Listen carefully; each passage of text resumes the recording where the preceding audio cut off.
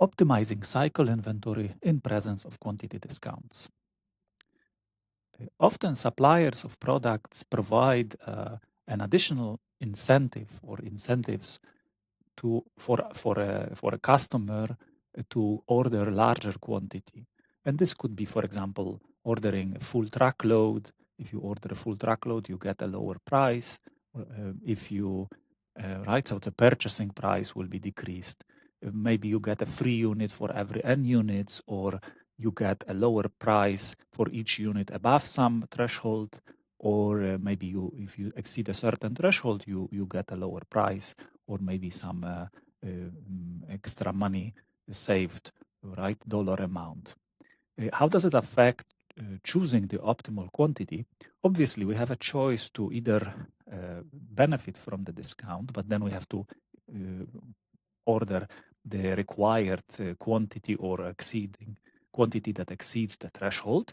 And alternatively, we can just stick to our quantity that does not give us a discount. So this decision obviously should be based on the costs, since cycle inventory is going to be optimized based on costs. Consider the following example. So it's the same problem that we had before. We have a product, we use 700 units a week. Order cost is $300. Purchasing cost is 85 cents. Holding cost rate is 40% of the purchasing cost per year. And so if we calculated holding cost and converted it to cost per week, it is this value per unit per week. Now, in addition to what we had before, the supplier offers a discount of 5% on the purchase price or purchase cost per unit if we order a quantity of at least 20,000 units. So here the requirement is order 20,000 or more, and you get 5% discount. So what effect will that have on our decision? So the first thing to realize is that we must now consider the purchasing cost per unit of time, like per week, for example, right? If we because now if the price is 85 cents, this price is only valid if we don't benefit from the discount. But if we benefit from this discount, the price will be lowered, and each unit R that we consume every week will cost us now less. So we can define purchasing cost as R times the purchasing cost per unit, right? So this purchasing cost is going to be an additional component to, if you recall, that the total cost we calculated before was the cost of ordering and cost of holding. Now we will also add the purchasing cost to see what benefit we get from a lower price. And before, this cost was ignored because purchasing cost per unit was a constant, and the Q doesn't appear here, so it didn't really matter for our decision. So we have to consider two cases. We have to see, without discount, what is our situation. So if you recall, optimal quantity was Q star, right? And assume this was, without rounding, 8,015, right? So this is what we calculated before. And also, if you remember, total cost was, before it was just CQ, right? C of Q, or Q star.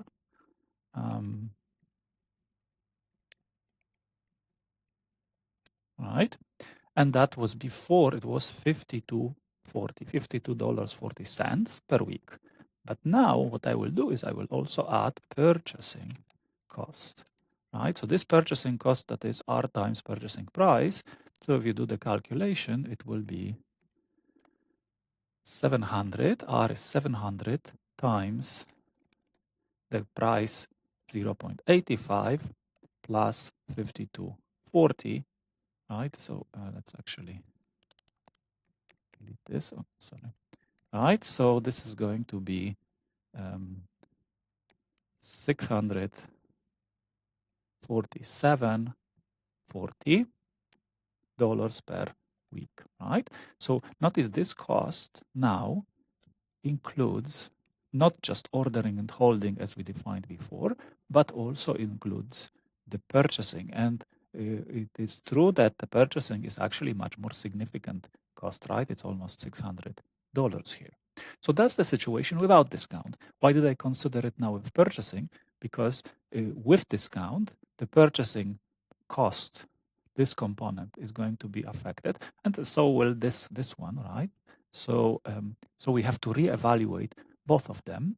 So let me actually write down what is happening. So with discount, the situation will be as follows. There will be a new purchase cost per unit. And this purchase cost per unit is going to be calculated as 0.85 times the discount is 5%, so it will be 95% of it, right? So this is going to be this times this. So if you do the calculation, it will be 0.8075. And of course, you might argue maybe this should be at 81 cents, but let's apply this exactly, assuming that they will even give us a fraction of a cent, right? So this is important. This is the new value per unit compared to this. It's right. It's for around 4 cents less. We can actually write per unit if you like. We will also have a new holding cost. Why? Because remember, holding cost in our example was 40% of the purchase cost. So if the purchase cost changes, so does the holding cost. So H will be 0.4, right? It's as is here. I can actually copy this formula. 0.4 times, not 85 cents anymore, 80.75, and divided by 52. And if you do the calculation here, you will get 0.06212, right? So this is per unit per week, right? So these are the updated holding cost and purchasing price. With this new holding cost, actually it does not change that much, but still it's a 5% decrease, right? We can actually calculate a new optimal quantity. So I can do the calculation, right? So optimal quantity Q star calculated with the new value of the holding cost H will be 8,223.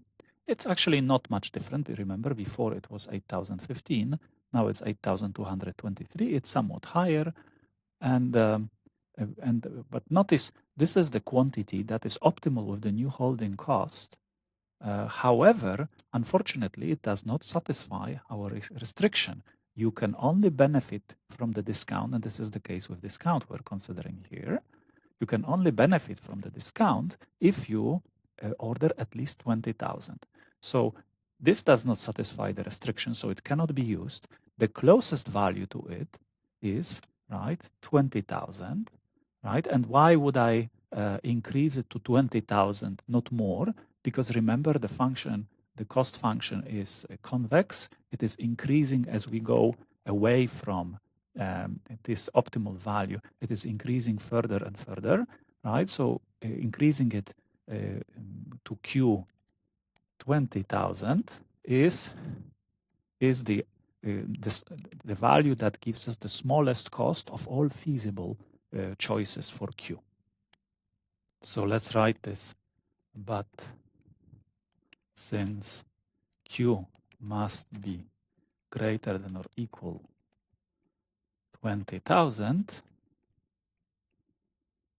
cost is minimized at Q, right? So this is our new value, Q equals 20,000. I'm not going to call it optimal. I'm just going to call it, right, a chosen value, optimal. Actually, I can call it optimal, minimizing cost, subject to the restriction that with discount we need at least 20,000. So there is this restriction, Q must be at least 20,000. So now what remains is again, I have to evaluate this total cost, right?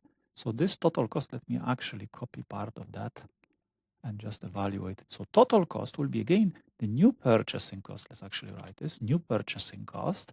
And this C of Q. But this is, of course, going to be the formula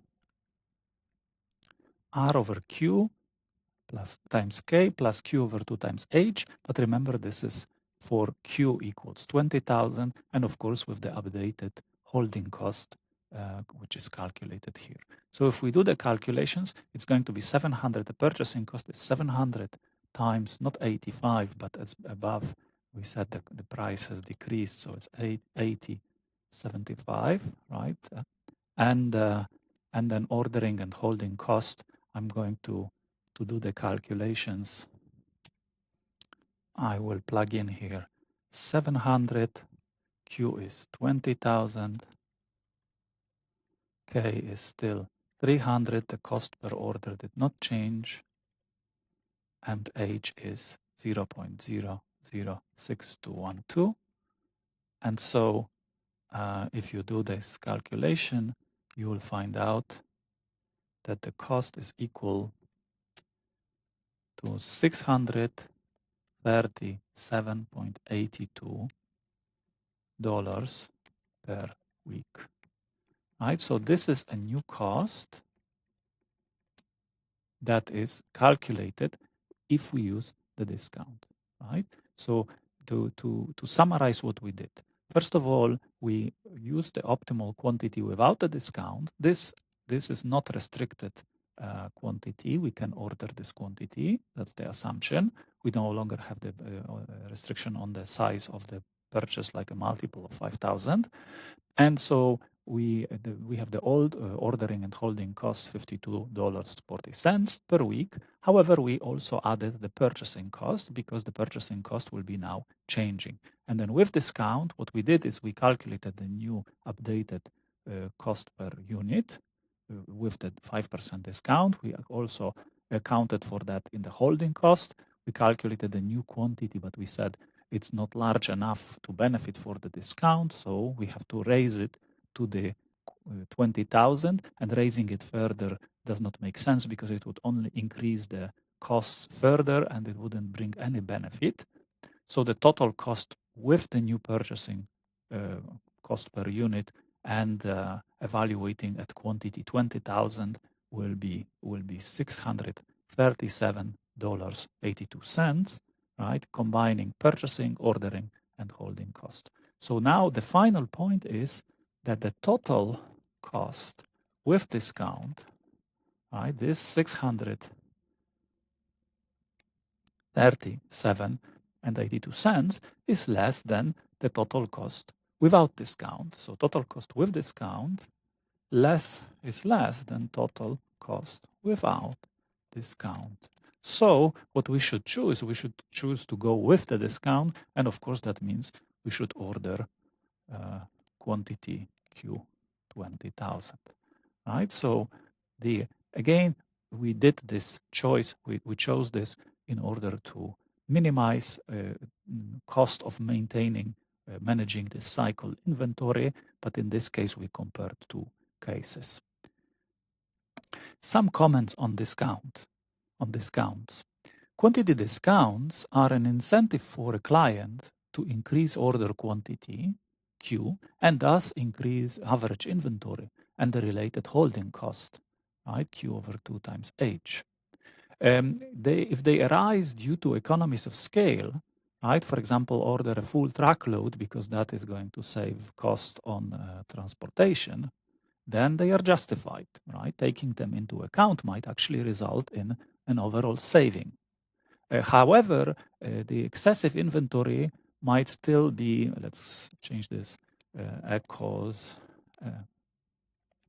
of problems, generally because the cycle inventory might increase by a lot, and for example, you may have a problem with space. If you take away space from other products, you may have problems with obsolescence or with deterioration of the items and so on, right? So there are other problems that may arise, even though on the surface it looks like it is saving costs. However, if quantity discounts are introduced by a supplier to increase loyalty, and this is often the case, suppliers think, let's make sure the customers order a lot and that will basically bind them to our product for a long time, right? This is usually a poor mechanism because they do increase actually the costs, and not just for the customer who will have a higher cycle inventory, but also for the supplier. Remember, the supplier side, which we did not draw on any charts here, will also have a similar cycle inventory, right? Because the supplier will also have to build up the inventory before they are ready to ship something like 20,000 units, right? So the cycle inventory on the supplier side will also be increased. They will have extra holding costs, and so this might be unadvisable for both the supplier and customer. And a better mechanism in a situation where you want to increase loyalty is to use volume discounts.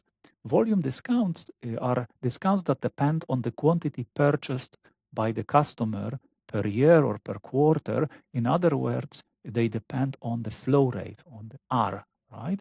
If you might say, the supplier might say, if you order at least 20,000 units per year, then I will give you maybe retroactively a discount on all the units. You already paid for them 85 cents per unit, but I will now give you 5% discount, and we somehow settle the bill so that effectively you have the 5% discount.